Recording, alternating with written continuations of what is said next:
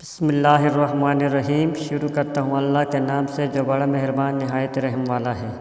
روشنی کی دنیا کے معزز ناظرین، السلام علیکم۔ وراثت۔ حضرت ابن عباس رضی اللہ تعالیٰ عنہ نے بیان کیا کہ شروع اسلام میں میراث کا مال اولاد کو ملتا تھا اور والدین کے لیے وصیت ضروری تھی، لیکن اللہ تعالیٰ نے جس طرح چاہا اس حکم کو منسوخ کر دیا۔ پھر لڑکے کا حصہ 2 لڑکیوں کے برابر قرار دے دیا اور والدین میں سے ہر ایک کا 6واں حصہ، اور بیوی کا اولاد کی موجودگی میں 8واں حصہ، اور اولاد کے نہ ہونے کی صورت میں 4تھا حصہ قرار دے دیا۔ اسی طرح شوہر کا اولاد نہ ہونے کی صورت میں آدھا، اولاد ہونے کی صورت میں 1/4 حصہ قرار دے دیا۔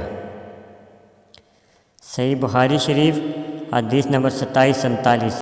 اللہ تعالیٰ مجھے اور آپ سب کو اس حدیث کو سمجھنے اور اس پر عمل کرنے کی توفیق عطا فرمائے، آمین۔ اگر ویڈیو اچھی لگے تو پلیز اسے لائک اور شیئر کریں، اور ساتھ چینل کو سبسکرائب کریں اور گھنٹی کے بٹن کو دبا کر آل نوٹیفیکیشن پہ کلک کریں تاکہ ہماری ہر آنے والی ویڈیو آپ کو سب سے پہلے مل سکے۔ انشاءاللہ کسی اور اچھی ویڈیو میں دوبارہ ملتے ہیں۔ السلام علیکم، اللہ حافظ۔